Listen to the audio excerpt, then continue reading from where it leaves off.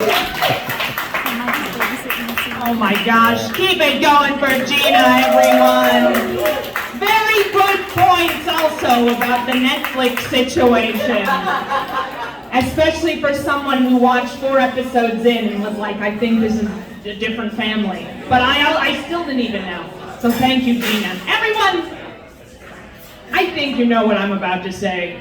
But don't worry, because I'm going to say it again. And I'm also going to keep on saying it. The comedy doesn't stop on a Sunday, it just doesn't. Everyone, pretty soon we'll all have to chant this together. And I'm not even going to tell you when. Everyone, I am so thrilled to welcome the next comic that's about to come to this microphone. He is so funny, been to Silver Branch many times, always kills it. Everyone, please join me in welcoming the very funny Pat Paulson to the stage! Thank you, thank you. Thank you, I really appreciate you guys coming out, I do, seriously, so cheers. Because there's a lot of stuff you could be doing right now. I mean, like church. No, but there's a lot of entertainment options. You could be out there doing any kind of thing, and you chose to come support local comedy, local brewing, so please give yourselves a hand. I really do appreciate that, seriously. Especially because there are so many things to do here, and I'm from a small town where there's nothing to do. I mean, that's an exaggeration. Obviously, there's at least one thing to do.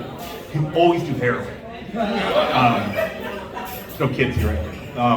I'm from a place you might have heard of. It's called Baltimore.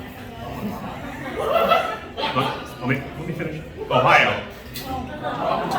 Yeah. We have one too. Yeah, a lot of you guys might have laughed at that, and those who didn't probably learned a little bit. Yeah, there's Baltimores everywhere. And that's not like a metaphor or something, you know? Like, people just keep leaving Baltimore, Maryland going, fuck it, dude, reset. Like, we can do better. And in Baltimore, Ohio, they did the same. They're like, let's form a small town and then heroin. And I didn't know it was a problem, you know, growing up. I'm scared of certain kinds of beer. I'm not gonna fuck with heroin. You know, I learned it the nerdiest way you can learn about drugs. I learned it by watching 60 Minutes. Our town is on 60 Minutes, which means our town is one level above a town on Cops. Like, Cops is always like, look at this shithole, let's laugh at it. And 60 Minutes is more like, is this place a shithole? Answer, yes, yeah, it always is. They're always asking a question they know the answer to, you know? Like, the episode will be titled something like, El Paso, Crisis at the Border, question mark? Or Flint, lead in the water, question mark? Or Baltimore, heroin in the heartland. No question mark. They were real rude about that one. I mean, just shift. It's easy. Just put it in the title. I mean, come on, help. Yeah, it turns out in my town you can get heroin anytime, night or day. You just call a guy. He delivers in 10 minutes. Yeah, the mayor was like, we got to track him down and put him in jail. And I was like, we got to track him down and put him in charge of delivering other shit. Like, look, I don't want heroin, but like, I love pizza. Just see what they can do with that. Like, look, like a lot of us in small town aren't heroin addicts, we're just alcoholics, right? And if I'm drunk at my parents' house at 3 in the morning and you get me pizza in 10 minutes, I'll pay you heroin prices. I mean, this could be a good business model. I really think it could. But let's go back to it's a small town, and I didn't learn that very quickly. I didn't learn it until I was 14 and I went to a new school, and they didn't get out of school for deer hunting. I was like, you gotta wait for the weekend? Well, the good ones are gonna be gone. You're gonna be picking through the leftovers. I mean, it didn't help with me, like, because I'm not a big hunter or anything. Is anyone here? You maybe? No? No? Okay. You guys don't know about hunting at all? Cool. I didn't kill a deer until I was 17. And I did it the right way. I had both of my hands firmly gripped on my .03 caliber Dodge Caravan, and it's actually my mom's weapon, not mine. And this deer jumped in front of me, and I nailed him. Perfect shot.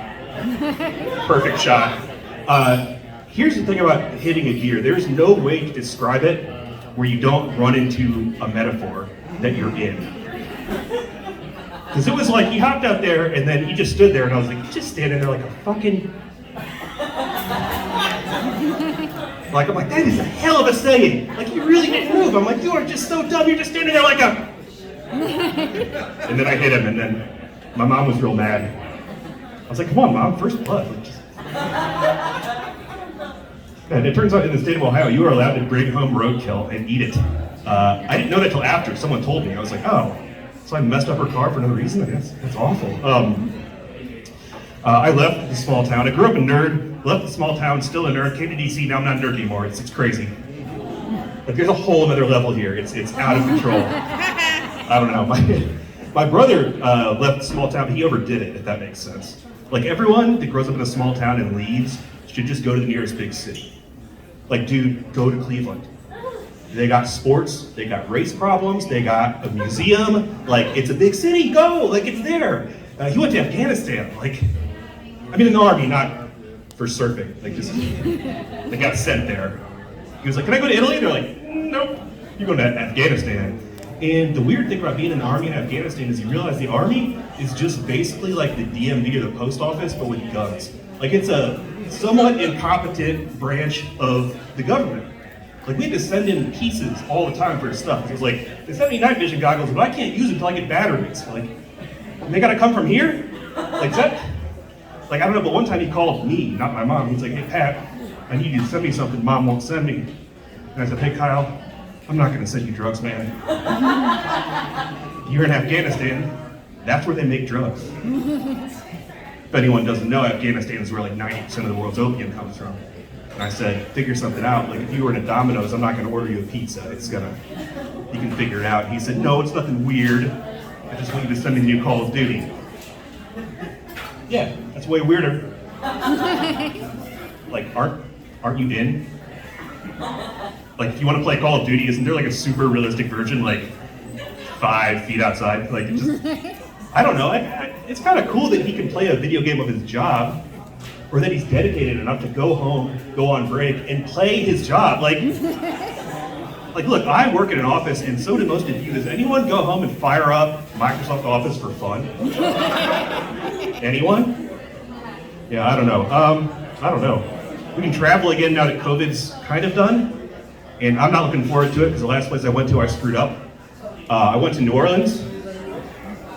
This is the first time I've said that no one said, woo!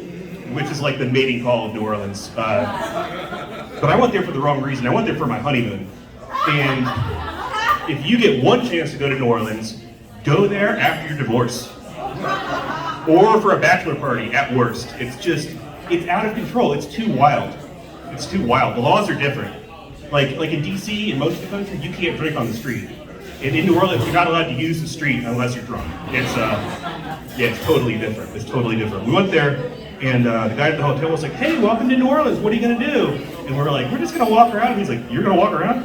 It's like, you're gonna get raped and murdered and then raped again. Like, he drew this map of the city and he crossed out 90% of it. He's like, you can go here. I know, it was crazy. It was wild. And it turns out they are very aggressive about the on-street drinking there. I walked on the one street I'm allowed to, and the guy's like, you want a daiquiri? Hold on, it wasn't like that. He was like, you want a daiquiri? And I was like, okay, sure, what flavors do you have? And he just starts listing colors. Like, he's like, yellow, blue, green. I'm like, well, we don't have any fruits. I'm gonna get the antifreeze. Let's go blue. Like, let's just do the full, unnatural thing. And so, walking along the street, trying to have fun. And then we realized we went there at the wrong time. It was mid-October. And in mid-October, all these, I don't know how you call them. You know those big, like, mosquitoes you sometimes see buzzing around? I think they're called mayflies. It was mayfly mating season. What that means is all the mayflies from the United States and certain parts of Mexico come to New Orleans, and they have an orgy in the sky. And it makes Burning Man look like coffee after church. They have mosquito sex for 3 days until they die. And then when they die, they come down like a precise drone strike into your antifreeze drink. Or sometimes on your wife's face. Yeah, terrible, terrible. You're blushing bright as mosquito come on her face. It's very embarrassing. It's almost as bad as that it was LSU versus Alabama, and LSU won, which meant it was, I don't know how you call it, these those big, fat Southern Americans, I think they're called rednecks, which meant it was their mating season too. And so if there's anything less romantic than a mosquito smashing on your wife's face is having her cat called by 50 dudes named Skeeter. I mean, Jesus. All right, anyway, you guys have been great. I really do appreciate it. Seriously, give yourselves a hand, and that's my time. Oh my gosh, keep it going for Pat Paulson.